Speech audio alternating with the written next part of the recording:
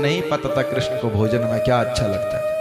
हाँ, देवकी मैया ने सोचा मुझे तो पता भी नहीं है कि इसको क्या अच्छा लगता है। सुंदर सा भोजन की थार सजाई, थार सजाए करके एक कटोरी में मक्खन मिश्री और रख दी। कन्हैया भोजन कर ले, कन्हैया आए सो थार सजा दी। जैसी थाली आगे रखी, कन्हैया ने महाराज मक्खन मिश्री को देखा, एकदम से हाथ मारा, मैया की याद आ गई, वृंदावन की याद आ गई। जाकर विश्राम घाट पे रोने लगे, जमुना जी के कोने पर लगे गए और रोने लगे। जमुना जी के किनारे पे जब वहां पर जाकर रोने लगे, पीछे से उद्धव गया।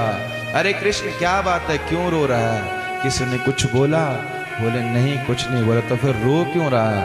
आज मुझे मेरी मैया की याद आ रही है, मुझे वृंदावन की याद आ रही है, मुझे गोपियों की याद आ रही है। उद्धव, ठाकुर जी बार बार जब वृंदावन की तरफ देखते हैं, लेकिन जब वृंदावन की तरफ देखते हैं पूरा वृंदावन सूना सूना दिखता है।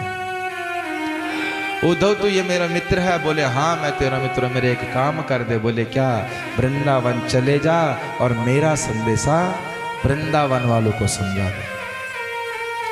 उद्धव बोले कृष्ण तो मुझे नहीं जानता। अरे मैं बृहस्पति का चेला, वेद पाठी, वेद मैंने पढ़े हुए हैं, उपनिषद पढ़े हैं, नीति पढ़ी है, और तू कह रहे कि जाकर के मथुरा वृंदावन में उन गंवार गोपियों को समझा कर क्या? अरे वो गंवार गोपियां क्या समझेंगी, उनको तो पढ़ना ही नहीं आता। मैं समझाऊंगा, मेरे बस का नहीं है, वो मुझे पागल कर देंगी।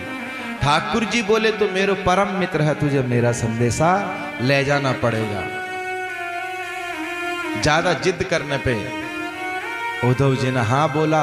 ठाकुर जी ने अपना रथ मंगाया और बोला इस रथ में बैठ। अपनी पीली पीतांबरी उड़ाई महाराज उद्धव को और बोले जा तो वृंदावन की ओर। उद्धव को अपने ज्ञान का बड़ा घमंड था, वो सोचता था कि मैं ही सबसे बड़ा ज्ञानी हूँ। लेकिन जैसे ही वृंदावन में पहुंचा, वृंदावन की सीमा में पहुंचा, वृंदावन की लता पताने वहाँ के सबरे वस्त्र फाड़ दिए। ए उद्धव, अगर वृंदावन में जाना है तो प्रेम की पाठशाला में प्रवेश लेना पड़ेगा। जो ज्ञान का अभिमान है उसे दूर रख। महाराज उसके लता पताने एकदम से उसको चीर दिया।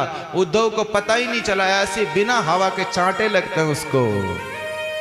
ए उद्धो ज्ञान की बात मोहे ना सुहावे, तेरी ज्ञान की बात नहीं सुहाती। उद्धव वृंदावन में आया, जैसी ब्रिज में आया महाराज ब्रिजवासु की नजर पड़ गई रथ पे। जब सभी सखाओं ने उद्धव को देखा, एक बोला अरे देख देख मुझे लग रहा है कन्हैया आगो, कन्हैया आगो, देख कन्हैया के रथ, कन्हैया का घोड़ो। अरे मुझे लग रहा कृष्ण आ गया, चलो चलो चलो। लेकिन श्री दामा बोला सुन, वो हमारा कृष्ण नहीं हो सकता, बोलना पड़ेगा। अरे क्यों नहीं हो सकता? रथ उसका है, चुनरी उसकी है, ध्वजा उसकी है, पूरे घोड़े उसके, क्यों नहीं हो सकता? अगर वो हमारा कृष्ण होता तो वृंदावन में आते ही ब्रिजभूमि को प्रणाम कर लेता, वृंदावन की रज को मस्तक से लगाता, वृंदावन में पैदल पैदल चल कर आता। उसने जूतियां तक तो पहनी नहीं थी, रथ में चल के आएगा, वो कृष्ण नहीं हो सकता।